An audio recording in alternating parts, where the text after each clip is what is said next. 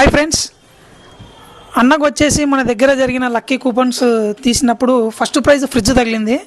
అన్న ఎక్కడి నుంచి వచ్చారు, యా ఊరు అన్న మాటలోనే తెలుసుకుందాం. అన్న మీ పేరన్నా? బంగారు నాయుడు. ఏ ఊరన్నా? సిమెంట్ నగర్. మీరు మా దగ్గర ఏం పర్చేజ్ చేశారన్నా? బీరువా. ఎన్ని కూపన్లు ఇచ్చామన్నా? 3.